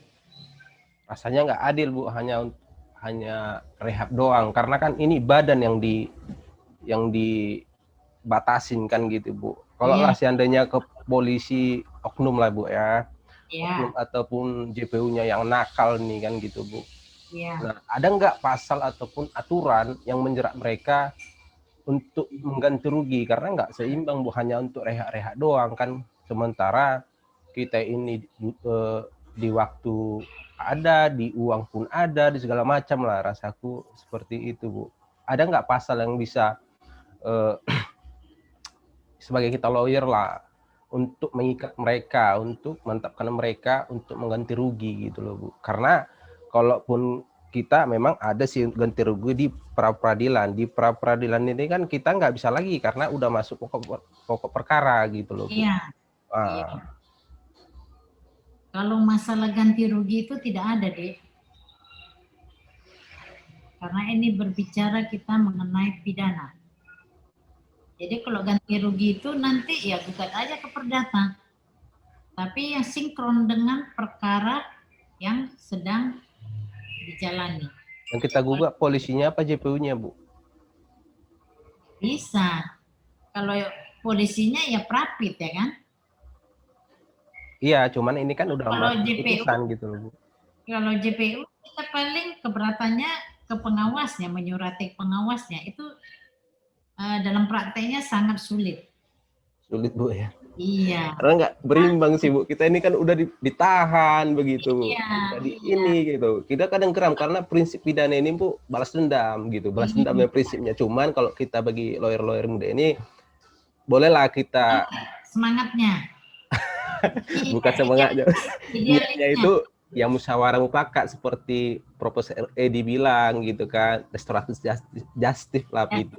Cuman kan kita ini karena nggak seimbang itu, karena badan kita udah dikekang gitu. Setidaknya kita melawan lah untuk hal ini gitu. Masa saya nak jidaknya aja menangkap orang kan begitu.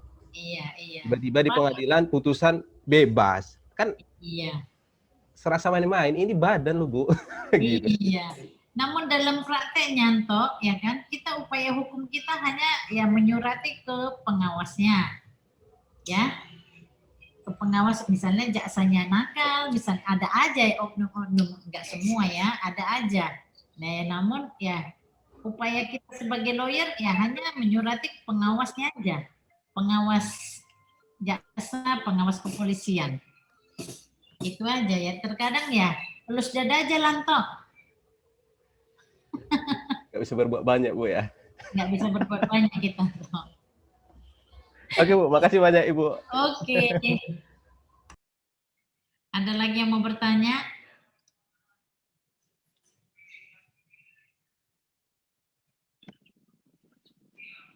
Selama ini Ibu yang menangani misalnya yang bebas murni pada tingkat pertama dalam posisi pidana itu, ada pengalaman Ibu. Kenapa mereka bisa bebas Ibu? Ada.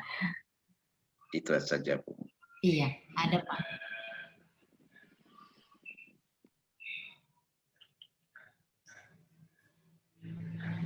Kita sampai jam berapa ya Pak?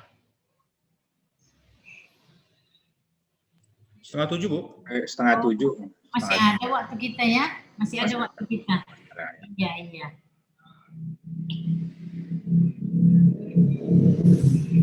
Oke.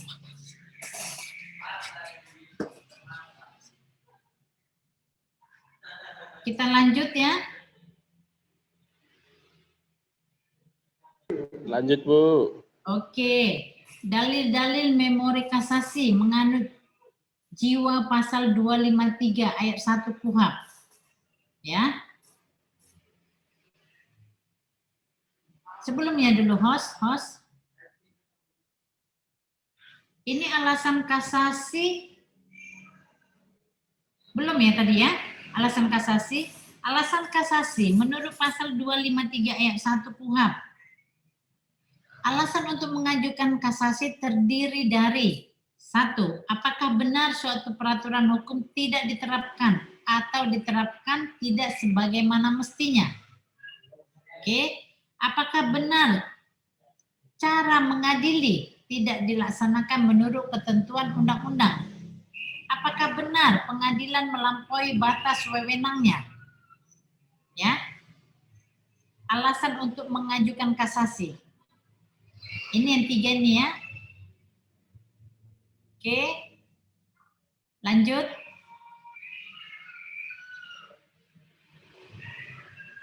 Dalil-dalil memori kasasi harus menganut jiwa pasal 253 ayat 1 KUHP.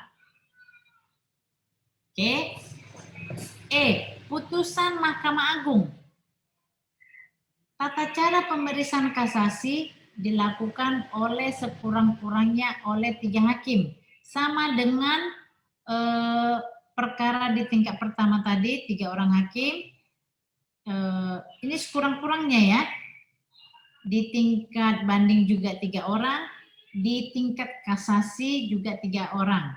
Namun apabila perkara itu perkara yang sangat rumit dan besar, itu bisa juga hakimnya 5 orang. Ya, jadi ini sekurang-kurangnya 3 hakim. Pemeriksaan kasasi berdasarkan berkas perkara. Ya, kembali lagi ke berkas perkara. Bila mana Mahkamah Agung merasa perlu melakukan pemeriksaan tambahan, apakah memerintahkan PN melakukannya atau Mahkamah Agung sendiri yang melakukannya? Ya, memerintahkan, maksudnya memerintahkan pengadilan negeri, nanti pengadilan negeri ini memberitahukan kepada para pihak jika ada yang mau ditambahin ya. Alternatif putusan Mahkamah Agung terhadap perkara yang dimohonkan kasasi. Alternatif ya. Yakni 1. Menyatakan kasasi tidak dapat diterima. Misalnya dengan alasan permohonan kasasi terlambat disampaikan. Tidak mengajukan memori kasasi, terlambat mengajukan memori kasasi. Ya, ini bisa alternatif putusan Mahkamah Agung seperti ini bunyinya. Jadi kita sebagai seorang pengacara sebagai seorang penasihat hukum, jangan pernah kita memohon kasasi tersebut terlambat. Itu sangat merugikan klien kita dan itu sangat mencoreng nama baik kita. Jadi bisa diputus sama Mahkamah Agung. Putusannya tidak mengajukan memori, misalnya dengan alasan permohonan kasasi terlambat. Itu kan malu kita sebagai pengacara gitu. Masa putusannya isinya permohonan kasasi terlambat disampaikan. Nah, itu sudah jelas kelalaian dilakukan oleh pengacaranya. Jangan sampai kawan-kawan mengalami hal tersebut ya. Jangan pernah. Itu sangat buat malu. Oke? Yang kedua, menolak permohonan kasasi. Yang ketiga, mengabulkan permohonan kasasi. Ya. Kalau yang kedua dan ketiga itu hal biasa. Ada menolak, ada mengabulkan. Namun yang pertama itu jenis putusan yang sangat luar biasa. Ya, keterlambatan yang dilakukan oleh terdakwa sendiri atau melalui kuasanya. Kalau terdakwa sendiri yang melakukannya, ya terserah dia. Tapi kita sebagai seorang pengacara, saya mengharapkan jangan pernah terjadi kepada kita. Oke. Jadi yang kita lanjut. Yang mengenai putusan Mahkamah Agung, ada yang mau bertanya?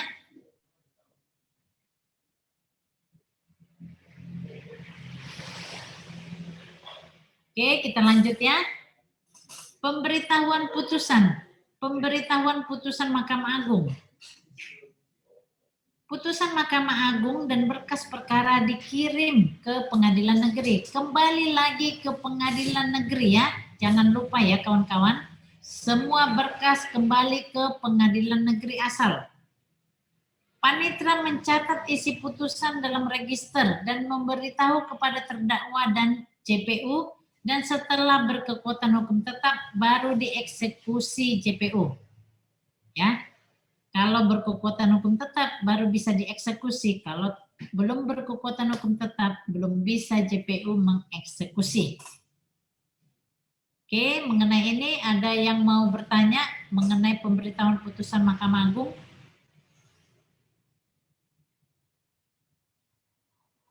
Oke, kita lanjut ya, host. Yang ketiga, yang mengenai kasasi tadi sudah selesai ya. Kita lanjut yang ketiga, upaya hukum. Ini disebutkan peninjauan kembali ini upaya hukum yang luar biasa ya, upaya hukum terakhir. Oke, pengantar diatur dalam bab 18 KUHP. Pada dasarnya upaya hukum luar biasa diantaranya 1. Kasasi demi kepentingan hukum. 2. Peninjauan kembali. Kasasi demi kepentingan hukum masuk di ranah Jaksa Agung.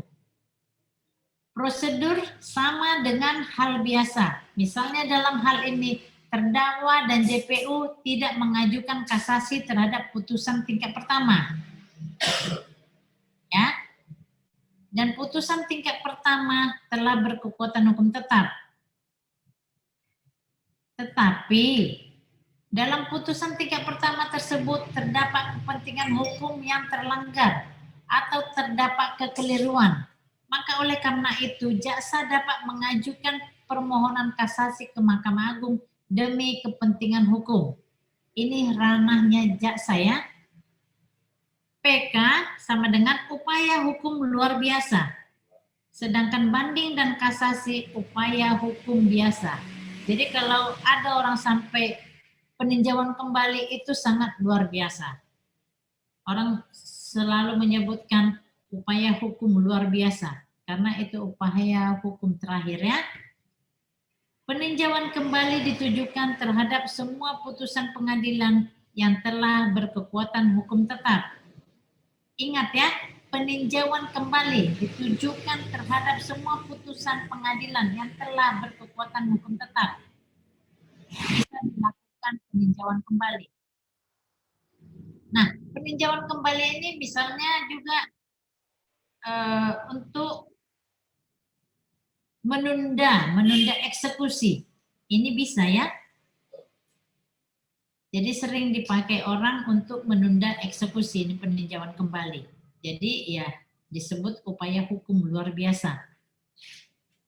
Misalnya dia dihukum mati, ingkrah, sudah ingkrah, dia masih inginlah entah berapa bulan lagi menghirup udara di dunia ini.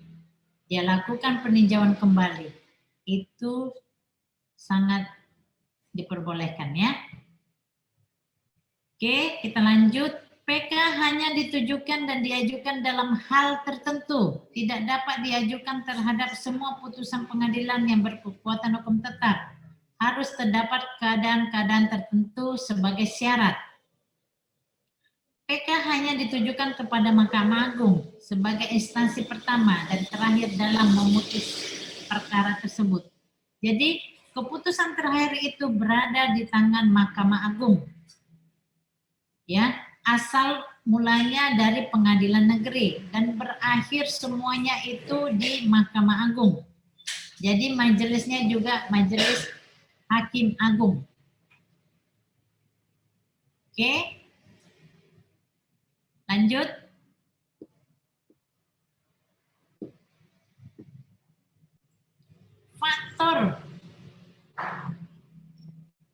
Faktor dan alasan untuk menjatuhkan putusan bebas atau putusan lepas dari segala tuntutan hukum.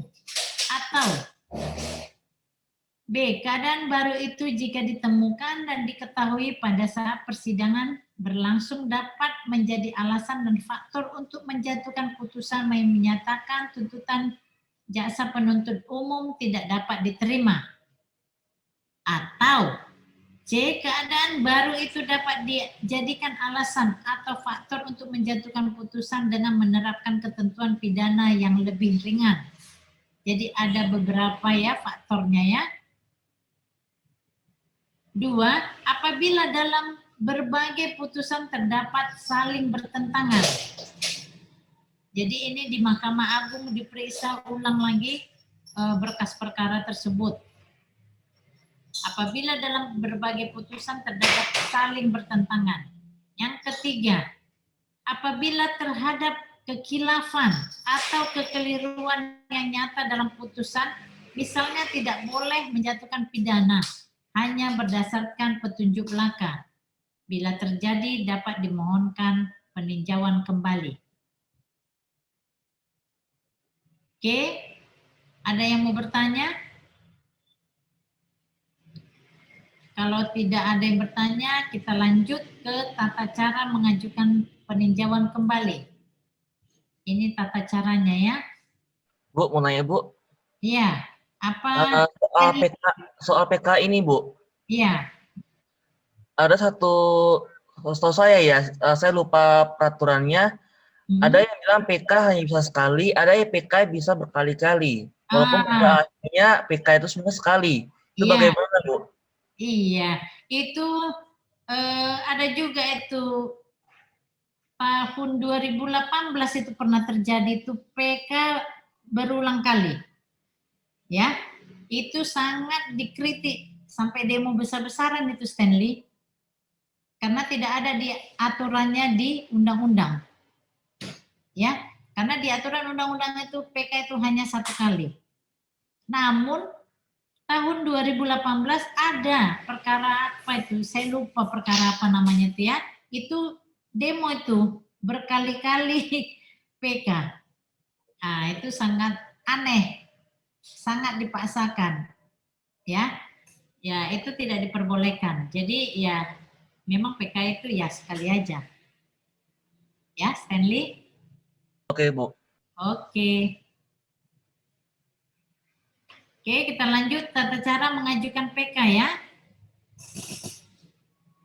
Permintaan diajukan kepada panitera pengadilan negeri. Kembali kepada panitera pengadilan negeri asal. ya, yang pada prinsipnya diajukan secara tertulis dengan menyebutkan alasan permintaan PK dan boleh juga diajukan secara lisan, ya. Namun PK ini di prakteknya diajukan secara tertulis, ya. Panitera membuat akta permintaan PK.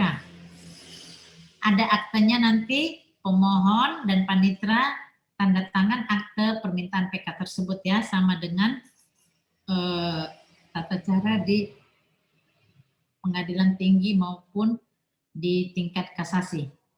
Tenggang waktu mengajukan PK tanpa batas waktu. Nah, ini PK ini tanpa batas waktu, ya, pasal 264 ayat 3 KUHP. Jadi kalau kita merasa ini kan perkara yang sudah ingkrah, dapat kita PK, jadi tanpa batas waktu. Jadi kapan kita merasa perlu untuk melakukan PK, PK aja, ya, tidak ada larangan. Tenggang waktu mengajukan PK tanpa batas waktu. Lanjut, Mas.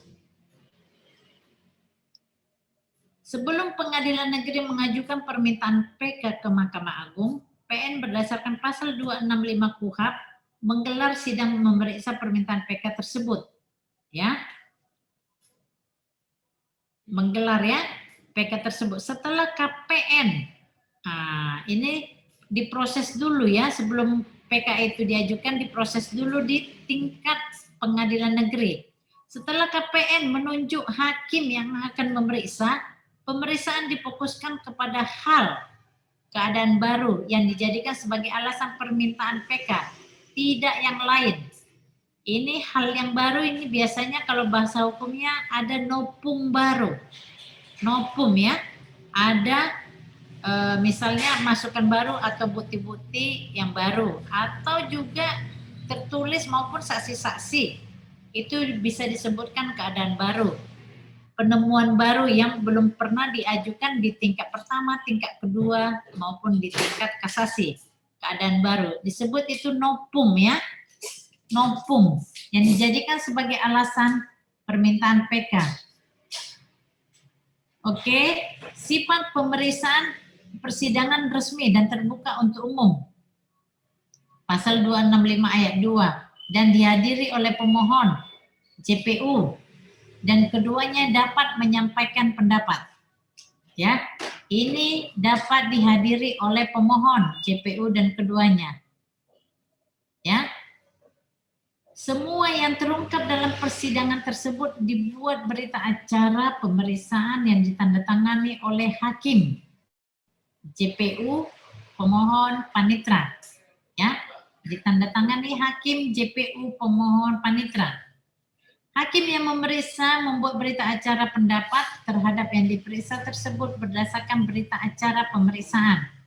Saran atau pendapat tersebut dapat dikesampingkan Mahkamah Agung. Oke, hasil pemeriksaan di tingkat pengadilan negeri tersebut dibuatkan berita acara.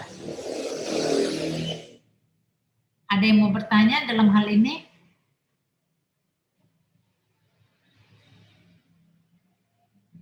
Oke, kita lanjut. C. Pengadilan negeri, misalnya Pengadilan Negeri Medan, melanjutkan permintaan PK ke Mahkamah Agung, tetap melalui pengadilan negeri, ya.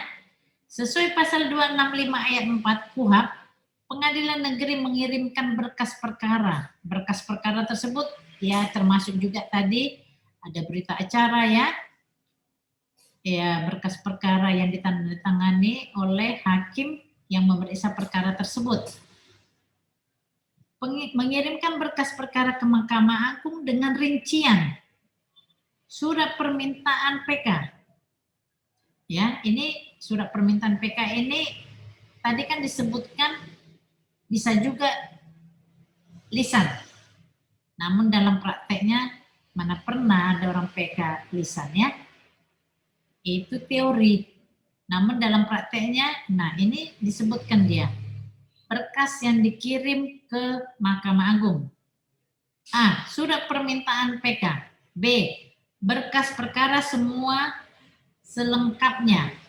Maksudnya berkas perkara semua selengkapnya, ya, apa-apa, misalnya numpung baru tadi atau keterangan saksi baru yang ditemukan baru, itu tidak ada nopum tersebut di saat persidangan di tingkat pertama, kedua, dan ketiga. Yang C, berita acara pemeriksaan permintaan PK. Ya, ini yang ditandatangani oleh hakim ya. Terus ada berita acara pendapat. Lanjut.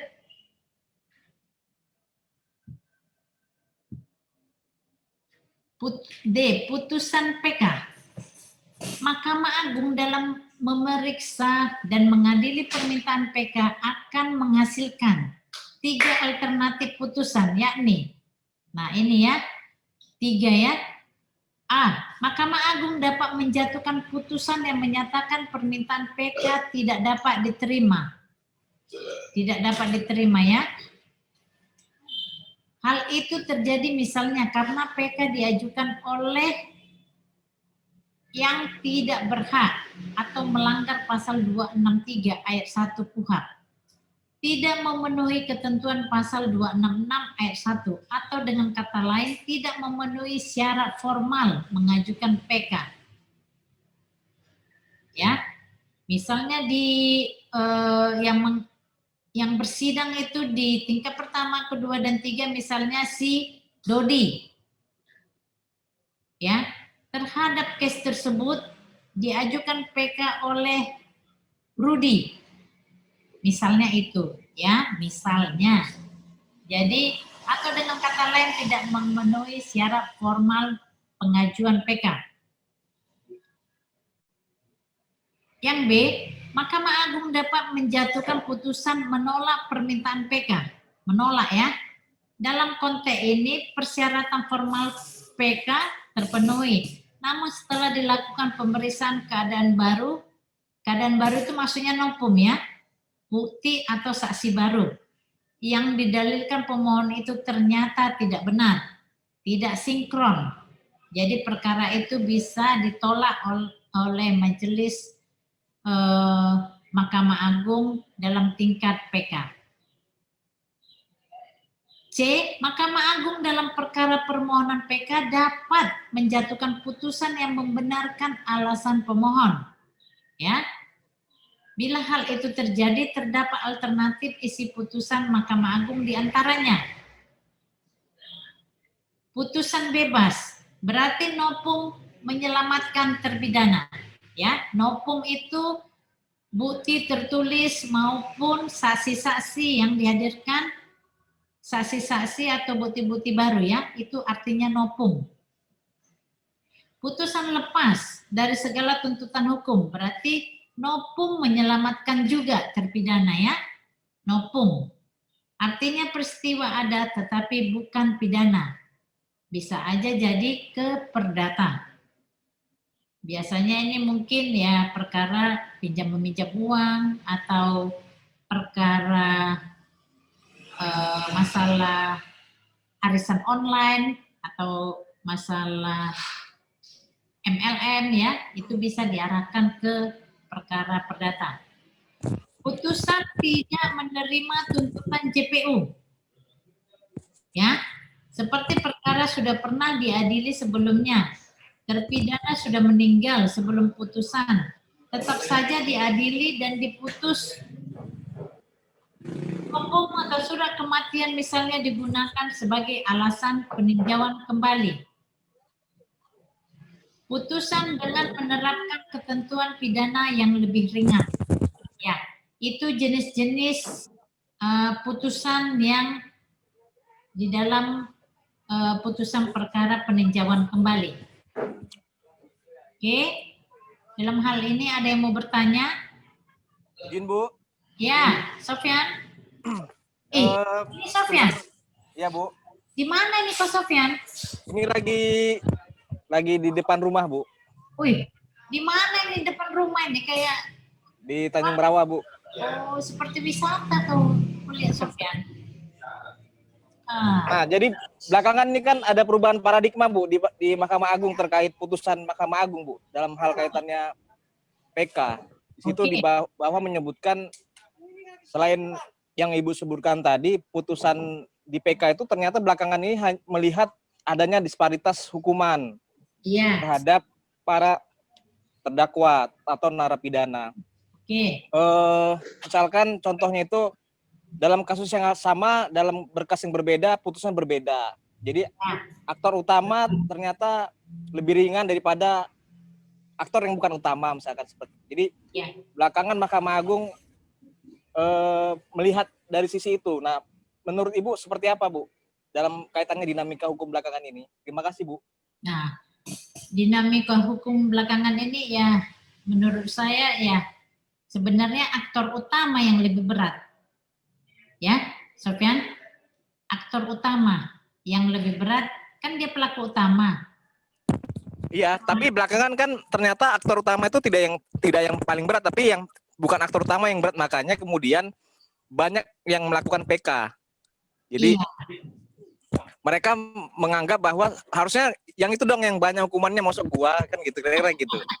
Sementara yang dia yang korupsi yang banyak bagiannya hukumannya cuma 3 tahun, sementara saya yang hanya ikut serta 10 tahun kan kira-kira begitu. Makanya yang 10 tahun ini menuntut ke Mahkamah Agung bahwa setidaknya samalah dari aktor utama kan begitu.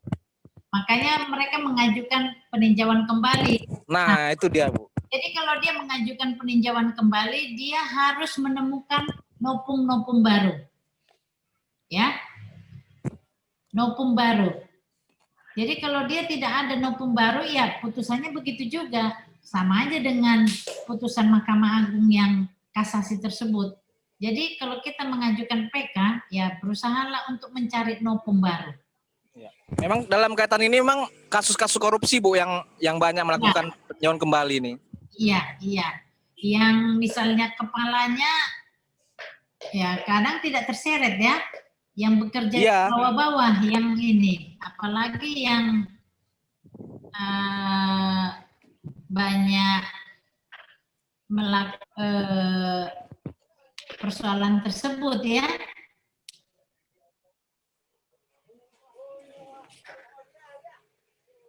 Oke, Sofyan. Baik, Bu. Terima kasih, Bu. Izin. Oke, Sofyan. Ini kemarin-kemarin. Udah waktu. Iya, Pak. 5. Kita selalu terlambat, maaf ya Pak Braja. Nggak apa-apa, Bu. Bisa closing statement aja, Bu, untuk mengakhiri. Ya, udah mau sholat ya, tapi ini sudah ada yang mau malam minggu, Bu, nampaknya, Bu. Ya? Udah japri dia, Bu. Udah lewat katanya. Bisa ada Pak Braja ini. Lewatnya. Iya. Aduh. Iya. Maaf ya Pak Braja. Enggak, Bu. Kalau saya sih banyak.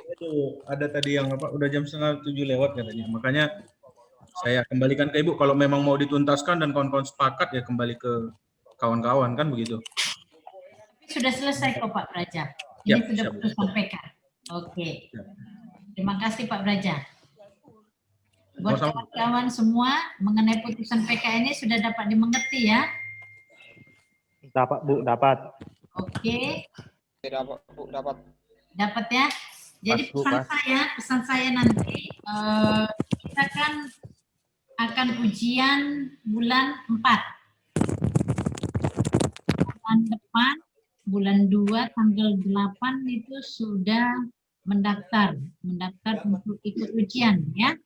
Jadi untuk mendaftar ikut ujian itu ya saya mengharapkan kalian kawan-kawan semua untuk dapat mendaftar ujian tersebut ya, supaya bisa segera menjadi pengacara ya, seperti kita jadi banyak kawan-kawan jadi pengacara juga. Semoga nanti semuanya bisa lulus dan berhasil ya kawan-kawan. Amin, Bu. Amin. Baik, Bu. Amin, Bu. Amin. Oke. Jadi sekian dulu untuk pelajaran kita hukum acara pidana 3 ini ya. Jadi semoga ilmu yang kita dapat pada hari ini dapat bermanfaat bagi rekan-rekan dan bagi kita semua. Oke. Salam sehat buat semuanya ya. Sampai ketemu ya. Sehat, Bu. Sehat. Bu, makasih banyak Bu. Terima kasih, Panjang umur Bu.